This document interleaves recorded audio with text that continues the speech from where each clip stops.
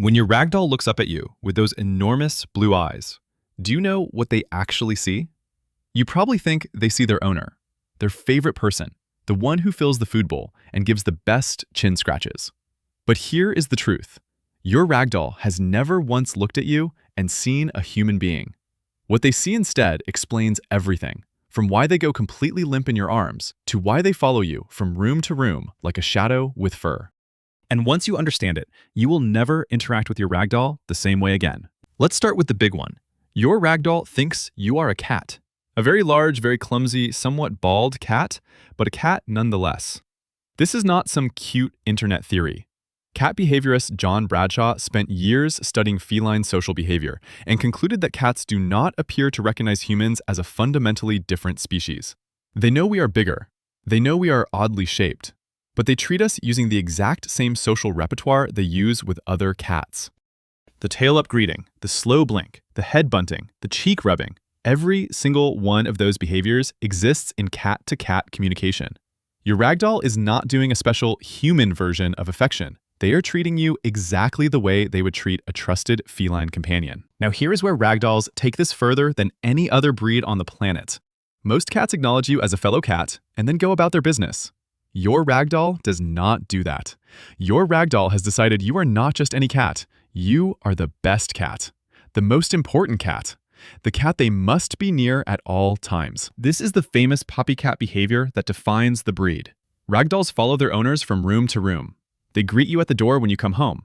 They will be right there when you sit on the couch, not on top of a bookshelf watching from a distance like a Bengal or a Siamese might. On the floor, right next to you. The Cat Fanciers Association actually calls ragdolls floor cats because unlike most breeds that seek high vantage points, ragdolls prefer to stay at your level. They are not interested in surveying their territory from above. They want to be where you are, ground level, because that is where their favorite big, clumsy cat happens to be. And then there is the flop. Pick up your ragdoll and their entire body goes limp. Completely limp. Like a ragdoll, which is literally how the breed got its name. This is not something cats normally do past kittenhood. All kittens produce oxytocin and prolactin that cause them to go limp when their mothers carry them by the scruff, but that reflex disappears by about 6 months of age. Ragdolls never lose it. Somewhere in their genetics, that deep kitten trust, that complete neural surrender of the fight or flight response, stays switched on for life. When your ragdoll goes limp in your arms, they are doing something that no wildcat would ever do with another adult animal.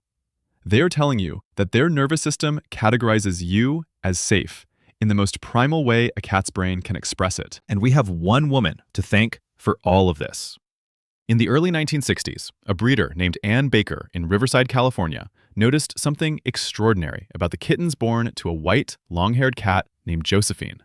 They were unusually docile, unusually trusting. They went limp when you held them. Baker began selectively breeding for exactly this temperament. And every single ragdoll alive today traces its lineage back to Josephine and her descendants. This breed was created from the very beginning to trust humans more deeply than any other cat. Point number 2. Your ragdoll brings you gifts, but not the kind you might expect. Most cat owners eventually find a dead mouse on their doorstep or a half-eaten bird on their pillow. The theory is well established. Your cat sees you as a hopeless hunter, and they are trying to feed you or teach you to hunt. It is a social behavior rooted in how feral cat colonies share food with members of the group. Your ragdoll, however, is almost certainly never going to bring you a dead mouse. And there is a very specific reason for that.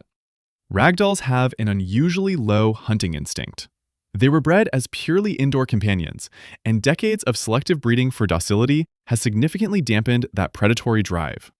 Most ragdolls simply do not have the same prey-catching motivation that a Maine Coon or a domestic shorthair does. Breeders and veterinarians consistently note that ragdolls have poor self-defense abilities and minimal hunting instincts, which is one of the main reasons they should never be left outdoors unsupervised. But here is what is fascinating. The social instinct behind gift-giving did not disappear. It just got redirected. Instead of dead mice, ragdoll owners report their cats bringing them toys. Stuffed mice, crinkle balls, hair ties, socks. One ragdoll owner after another describes the same behavior. Their cat picks up a soft toy, carries it through the house while making a distinctive, muffled meow, and deposits it at their owner's feet. Some ragdolls do this multiple times a day. This is not random play behavior. This is the same social gifting instinct, running on the same neural circuitry, but expressed through comfort objects instead of prey. Your ragdoll is not trying to teach you to hunt. They are sharing something they value with someone they consider part of their social group. In fact, ragdolls are one of the breeds most naturally inclined to play fetch without any training at all. The International Cat Association recognizes fetching as a hallmark trait of the breed. Kittens often start carrying toys to their owners spontaneously before they are even a year old. So if your ragdoll drops a toy mouse at your feet and stares at you expectantly, understand what is actually happening. A cat with almost no hunting instinct has still found a way to bring you offerings. That is not instinct overriding personality. That is personality reshaping instinct. They are not bringing you food. They are bringing you a gift. And in the social world of cats, gifts mean you are family. Point number 3. Your face is a blur to them. This one is going to sting a little, especially if you spend a lot of time gazing into those gorgeous ragdoll blue eyes. Because the irony is remarkable. The ragdoll has some of the most striking eyes in the entire cat world. Every purebred ragdoll has blue eyes, always, without exception. It is written into their genetics by the same temperature-sensitive gene that gives them their color point coat. The same gene that means every ragdoll is born completely white, only developing their seal, chocolate, lilac, or flame coloring as the cooler extremities of their body begin to produce melanin over the first few weeks of life. Those stunning blue eyes are looking at you right now, and what they see is a blur. A cat's visual acuity is roughly 20/100 to 20/200. That means what a human can see clearly at 30 meters, your cat needs to be standing at 6 meters to see with the same detail.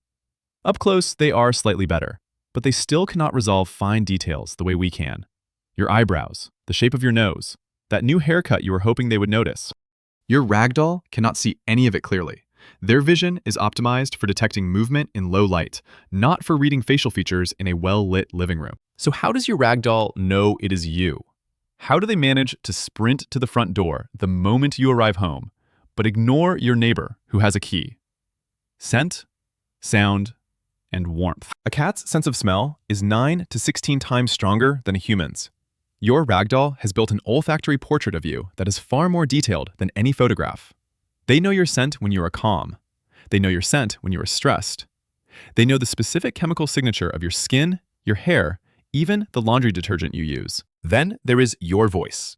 Researchers at the University of Tokyo demonstrated that cats absolutely recognize their owner's voice. They played recordings of cats' names being called, some by their owners and some by strangers, and the cats responded significantly more to their owner's voice. They know the sound of your footsteps on the floor. They know the jingle of your keys. They even know the specific way you breathe when you are falling asleep. Your ragdoll does not need to see your face to know you are home. They heard your car. They recognized your footsteps. They caught your scent the moment the door opened. By the time they are flopping at your feet for a belly rub, they have already confirmed your identity through 3 different sensory systems, none of which required seeing your face at all. Those blue eyes are beautiful, but they are not how your ragdoll knows you. You are a warm shape, a familiar sound, and a scent that means safety. And honestly, that is more intimate than any photograph could ever be. Point number 4. That tiny, quiet meow was invented specifically for you. Here is something most people do not know. Adult cats almost never meow at each other. Meowing is a kitten behavior, something young cats use to get their mother's attention. In the wild, cats grow out of it. They communicate with other adult cats through scent marking, body posture, ear position, and the occasional hiss or growl. Meowing at another adult cat is something feral cats almost never do. But domestic cats meow at humans constantly. Or, well, most domestic cats do. Your ragdoll is different. Ragdolls are one of the quietest cat breeds in existence. Their meow is exceptionally soft, almost a whisper. Breeders describe it as gentle, sweet, barely audible across a room. If you have lived with a Siamese, you know what a demanding, loud, persistent cat voice sounds like. A ragdoll is the opposite end of that spectrum. They were selectively bred for a calm, placid temperament, and that calmness extends to their voice. This makes every meow from your ragdoll more significant, not less. A Siamese meows at you 40 times before breakfast, because that is simply what Siamese cats do. When your ragdoll meows, it is a deliberate communication. They're choosing to use a vocalization that they almost never use in a voice that is almost too quiet to hear, specifically because they have learned that this particular sound gets your attention. Think about what that means. Your ragdoll observed that you respond to vocal sounds. They retained a kitten behavior that serves no purpose with other cats. They refined it into a soft, precise tool, calibrated to human hearing. And they deploy it sparingly, only when they have something to communicate. That is not just instinct. That is a communication system your ragdoll developed specifically for their relationship with you. And because ragdolls prefer physical affection over vocal demands, you will notice they use other signals far more often. The slow blink, the head bump, rolling onto their back in front of you, following you to the kitchen and sitting by their bowl. They have an entire vocabulary of silent communication that they use with you because their breed's temperament favors closeness over noise. When the meow does come, soft as a whisper, pay attention. Your ragdoll does not waste words. Point number 5. You are not just their owner. You are their safe place. And for a ragdoll, that means something deeper than it does for almost any other breed. In 2019, researchers at Oregon State University published a landmark study on cat attachment. Using a protocol adapted from human-infant attachment research called the Secure Base Test, they placed cats in an unfamiliar room with their owner for 2 minutes, then left the cat alone for 2 minutes, then reunited them. The results surprised the scientific community. 65% of cats showed secure attachment to their owners, meaning that when their person returned, the cat relaxed, explored the room confidently, and balanced their attention between the owner and the environment.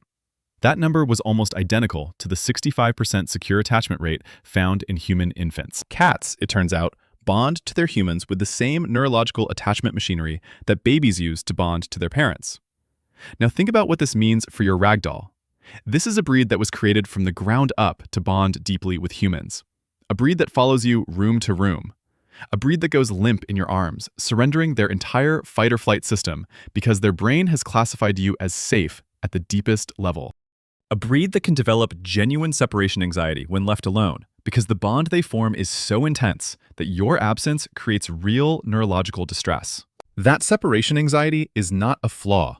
It is the logical endpoint of what happens when you breed a cat for maximum human attachment for 60 years.